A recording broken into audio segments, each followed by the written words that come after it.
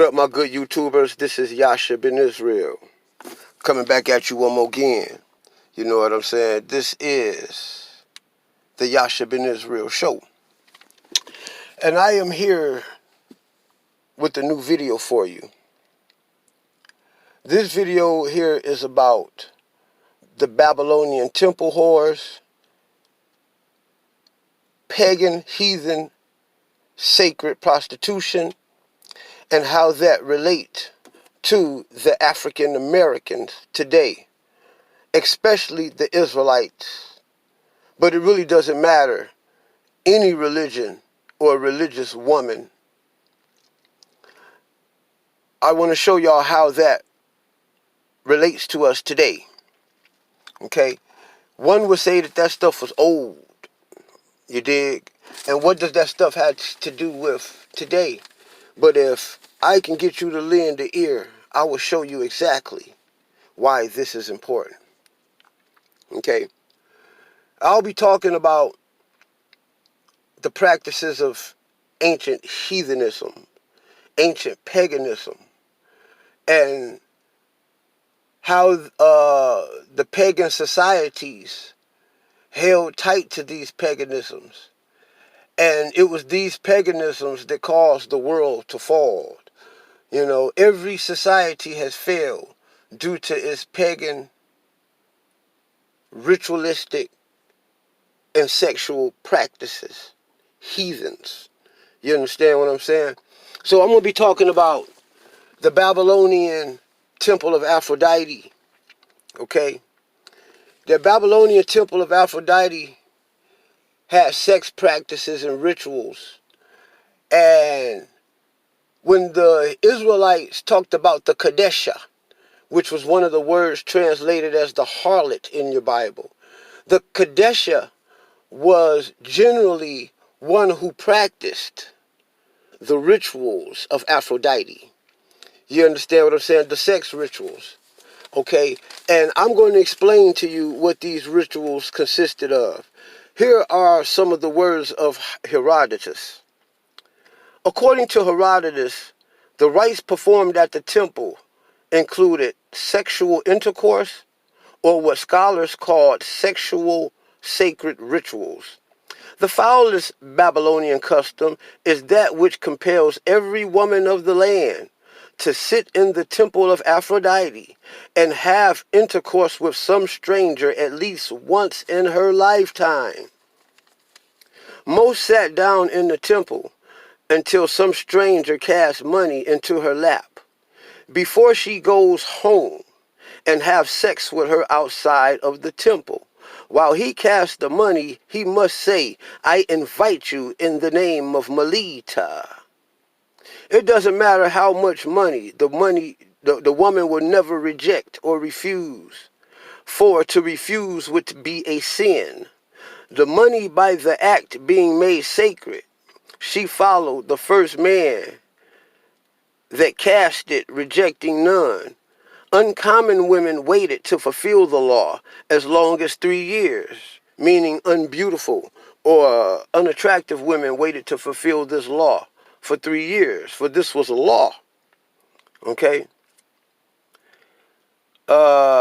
It was the sexual right expected of every woman, no matter how rich or poor, to prostitute herself at least once. To unattractive women, this could take years. Now, in the Code of Hammurabi of 1750 BC, the right and good name of secret sexual priestesses were protected. This law protected the prostitute and her children. Okay, what does that has to do with us today? Okay. First, we must understand that the African American, he himself, has been said to be a direct descendant of the biblical children of Israel. The African American has been said throughout history to be the direct descendants of the Canaanites. And there is a curse of Canaan that Christians used to identify the African American. The Anglo-Saxon Christian society at one time identified the African American as the Canaanite, Hakanaani. Okay? And this is evidenced by what he used, which was called the curse of Canaan, which was a curse that Noah placed on Ham because Ham saw his father's nakedness. You see? And they were saying that Canaan was cursed black. You understand what I'm saying? And they used this curse when it talked about how Canaan would be a servant unto his brothers and things like that. The Europeans used this as a justification for cursing black people because they said that the African Americans were the direct descendants of Canaan. One of the reasons why they said that is because when they came across the African Americans at first, he was an Afro-Asiatic speaking people. He was first speaking Phoenician and or Hebrew. You understand what I'm saying? And the truth of the matter is this. When the Europeans got wind that these people were Hebrew and Phoenician speaking people, they automatically written them off as Canaanites because Hebrew and Canaanite was pretty much close, so close to where it's almost like the same language. You understand what I'm saying? And the people, genetically, were so close to pretty much that they were the same people. Truth be told, after King David, the children of Israel and the Canaanite people had became one people up under what was called the Brotherhood Covenant, which was established by King Hiram of Phoenicia, the Canaanite king, and between King David. You understand what I'm saying? And when King David died, this Brotherhood Covenant was lived out throughout King Hiram and King Solomon. You understand? And it was a Brotherhood Covenant because King Hiram himself was a half-breed Canaanite, half-breed Israelite. Although the Most High told the children of Israel not to intermingle with Canaan, the children of Israel has always intermingled with the children of Canaan. You understand what I'm saying? Even though the Most High told them not to. Well, it was during the time of King David that King David had made a decree, him and King Hiram. And this decree was called the Brotherhood Covenant. And up under the Brotherhood Covenant, what must be understood that King Hiram's father was of the Canaanite bloodline. And his mother was of the Israelite bloodline, which made him a half-breed. You understand? He was half Israelite, half Canaanite. So that was because the children of Israel and the Canaanites were always mixing anyway. You understand? So after King Solomon, you understand what I'm saying? The Canaanites and the Israelites established this brotherhood, and King Solomon had established colonies all throughout the Mediterranean, all throughout Canaanite territory, and Israelites, these Israelite colonies. The Israelites had always dwelt amongst the Canaanites. You dig what I'm saying? That's Spain. And what is Spain today? And what is Italy today? And Greece, you know, and all around North Africa. You know what I'm saying? From Tunisia to Morocco. You understand? So the children of Israel and the Phoenicians had always had a strong bloodline connection. You understand what I'm saying? And this bloodline collection lasted so that when every time the children of Israel was conquered by the other nations, that the children of Israel fled off into Africa. They fled towards the west. You understand? They fled throughout the Mediterranean and fled all throughout Africa, more so around the northern Africans.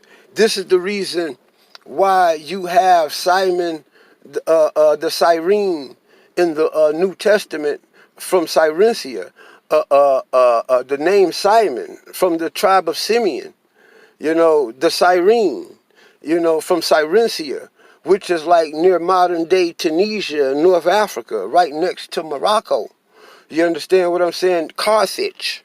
You understand? This Simon the Cyrene was called Simon the Niger or the Niger or the nigger in the book of Acts because he was a black Israelite who lived amongst the former Canaanite territories.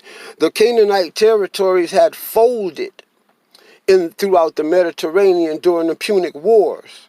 And after the Canaanites folded after the Third Punic War, the children of Israel had became dominant in those areas, for they were already living in those areas for hundreds, if not thousands of years, going all the way back to the Babylonian captivity, where Israel first ran off into the west. You understand? Ran off into Tarshish and the lands of Tarshish and Tyre and all of North Africa. It didn't say Tarshish and Tyre, the lands of these nations, because they were Canaanite nations, Canaanite establishments all throughout Morocco and northern Africa.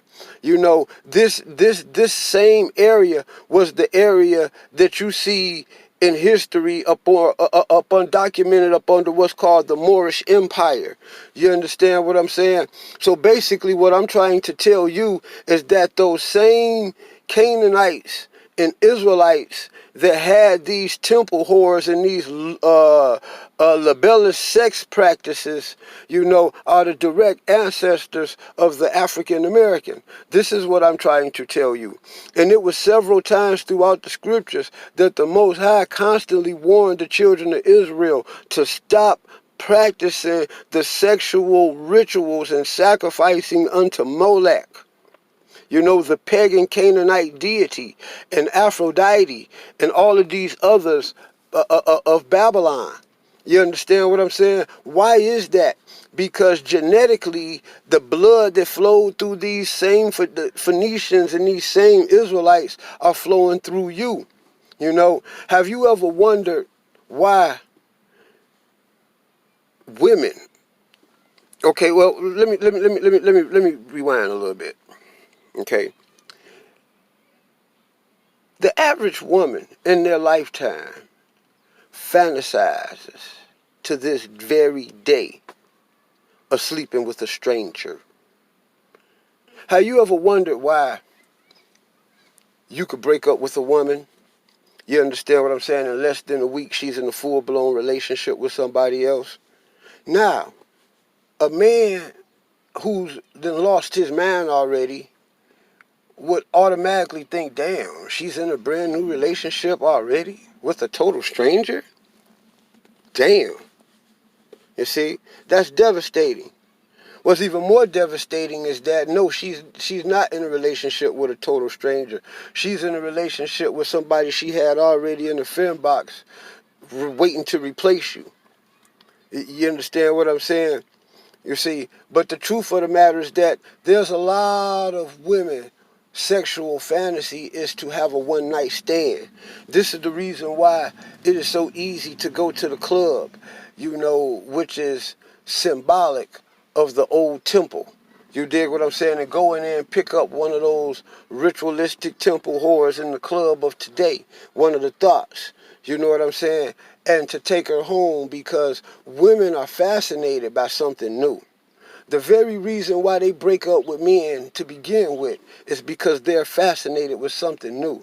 They're fascinated with this new man. In fact, it is when they figure you out that they're ready to get rid of you. You understand? Women are fascinated by the stranger, especially the African American woman. You know what I'm saying? Because this is something that is encoded, deeply encoded in her pagan aspect of her DNA.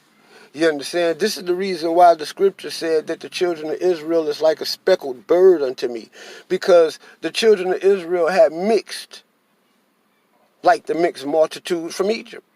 had mixed with every nation that enslaved them, that conquered them. Okay? So when we're looking at the sexual rituals and the sexual practices and sleeping with the strangers, you understand? Sleeping with somebody that you know totally nothing about. You know, there were times that people gotten pregnant behind things like that. You understand what I'm saying? The bottom line is that the children of Israel was caught throughout the scriptures practicing those same pagan rituals right along with those Canaanites and right along with those Egyptians. You understand what I'm saying?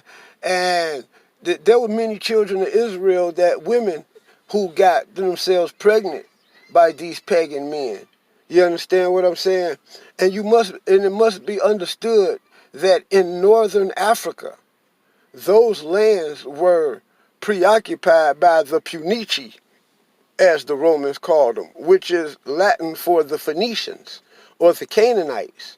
You understand? It was those people. This is the reason why those same Christians, when they came amongst those people, they called those people the Canaanites. You know, and they used the curse of Ham as justification, religious Christian justification, to enslave these Canaanite Israelite people.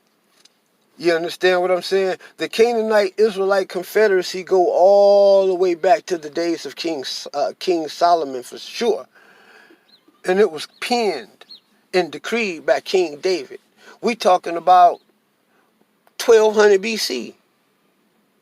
You understand what I'm saying? And you know, this is the reason why when you look at the African American woman, whether she's an Israelite or not, you understand, she is infatuated with the stranger. You know, she wants to break up with you to go get a new guy, a guy she don't know, a stranger. You understand what I'm saying? Many women desire one night stands, you know, with the stranger. Many women go on the girls' night out just so they can be lusted by the stranger. You understand what I'm saying? Many women get a kick on that. Many women goes on the girls' trip where they go to different parts of the country and down to the Bahamas and the islands, you know. And as these women go to these islands, a lot of the women from the group, if none other than one, is going to sleep with a stranger, because women is all about fulfilling sexual fantasies. And one of women's fantasy, especially the African American woman's sexual fantasy, is to sleep with the stranger. This is the very reason why, if a woman is giving you choosing signals, or if you want to get at a woman, it's best to go get straight at her the very first time you meet her. Bam. Because you are the stranger. You understand? Have you ever wondered about the new guy in the class and how all of the women was attracted to him? Because he was the fucking stranger. You understand what I'm saying? The woman, for thousands of years, amongst the African American genetic code, has been taught to seek the validation of the stranger. You understand what I'm saying? The reason why we don't see no relationship to this, because we don't understand history. We don't understand that we are the direct descendants of the children of Israel. We are the sons and daughters of Canaan. You understand what I'm saying? We don't understand that. This is what the whole entire Moorish Empire was about. You understand? It was Christianity and Islam that played a strong role in abolishing all of that. You know,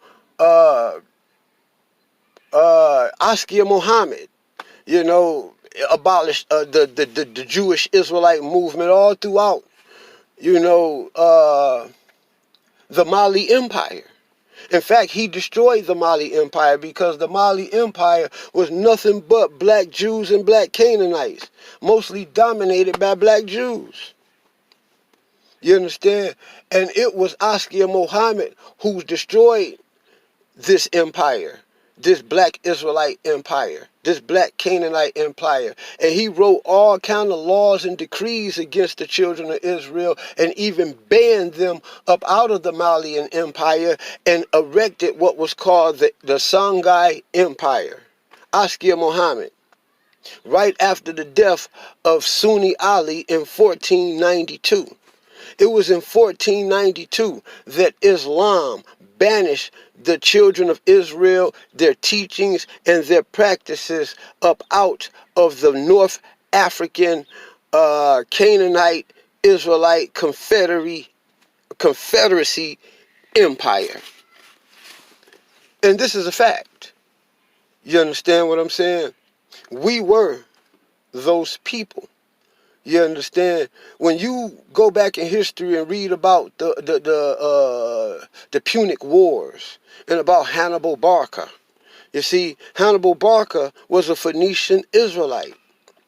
You see, the name Hannibal means come to bar, baraka, and bless you, or and bless him. Hannibal Baraka, come to bar and bless him. You see what I'm saying? That is a Phoenician Hebrew name. You understand? And it was a black man. You know, the one who crossed over the Alps and went all off into France, Gaul, and all off into Rome, you know, with the elephants. Yeah, that was Hannibal Barca. That name is a Semitic Afro-Asiatic name, Hannibal Barca. That is Phoenician Hebrew. You see, we were those people. And when you look, the difference between the Phoenicians and the Israelites, well, they were such of the same people that the secular of the land followed the paganisms of the land, which was the Canaanite aspect of society, and the religious part of the society followed the Israelite aspect of the society. And that's how they coexisted amongst each other. Pretty much how much like a Christian can live next door to a sinner, or a Muslim live next door to a Jew, you know, in the United States of America. You know, I mean, that's pretty much how the ball bounced back then, you know. But my point is that when you looking at all of these sacred temple whorish practices and understanding that through sex babies are born and DNA is transpired, you know, and that these women in the secular part of the Ibero-Phoenician, the Hebrew-Phoenician society, I say Ibero, which is Hebrew. Ibero, Ibero-Phoenician, Ibero-Prunici, you know, the Hebrew-Phoenician family, you know, with all of the mixing that was going on, a lot of this stuff is encoded in the African-American DNA. You know, and we wonder why our women carry these practices. You understand? And why our women do these things. But these women been doing this stuff for thousands of years. You understand? And it is physical. It is physical female nature. You understand? You got to understand physical female nature. You know, temple whoredom, if to nobody, should be studied and looked at carefully by African Americans, so they can understand why they do the things that they do. You know, one thing real deep is that you got to understand the infatuation by the black woman with the stranger. Even today, she is infatuated with the fucking stranger. You see? The alpha male stranger, whew, get that coochie wet. Get that pussy wet. You did. And she love him. She submits to him. You understand? You know, You could wonder how a woman could be married 20, 30 years. You know what I'm saying? And throw that all away for a new nigga. The stranger. You understand what I'm saying? You know, the infatuation with the new motherfucker and the stranger. You know, the infatuation with the African American woman with being with the stranger. I mean, this shit goes deep, man. You know what I'm saying? It is a very grim reality. This shit is not myth and fairy tale. This shit is real history. And for this stuff to have been real history, real people have had to have acted that out. You understand? And those people are none other than the children of Israel. Well, one would say, well, man, how in the hell did the people in Babylon end up all the way over in the Western Hemisphere, in the Mediterranean, and in Northern Africa? But if you read your scriptures, Joshua played a strong role at running the Canaanites up out of Canaanite land, in Canaanite territories, and Canaanite colonies, and pushed them all towards the west. You understand what I'm saying? And this is how the Israelites followed that pattern. Every time war, had came and the enemy, had came around to conquer them, the first thing that they did was ran off into Canaanite territory or Cushite territory or whoever they were in allegiance with at that time. We know of two allegiances, one with Hezekiah and King Taharka of the Ethiopians, or which were the Cushites, which were of Ugrid, the original Babylonians. You dig what I'm saying? As well as the children of Israel infatuation with the Canaanites. You understand? Which is another black Semitic speaking people who spoke Phoenician. So the black Cushite Ethiopians spoke Ugrid, and the black Punichi, the black Phoeniki, spoke Phoenician. Phoenician and Ugrid is the same, pretty much like Hebrew and Phoenician is the same. If you can understand Hebrew, you can understand all of that. And one plus is that I speak Arabic as well. So when you understand both Hebrew and Arabic, you know what I'm saying, you can easily understand Hebrew because it's like a mixture of the two. Between the words are somewhere the words fit between the two languages. You dig? So, but the bottom line is that, yes, the temple, the practice of the temple whores, how that affects us today, is that you need to understand why your woman, black man, is infatuated with the stranger, the new nigga. You know what I'm saying? You need to understand why. It's deeply encoded in her DNA. That being said, I'm out. Like, share, subscribe, comment, and learn, baby. You'll never hear content like this.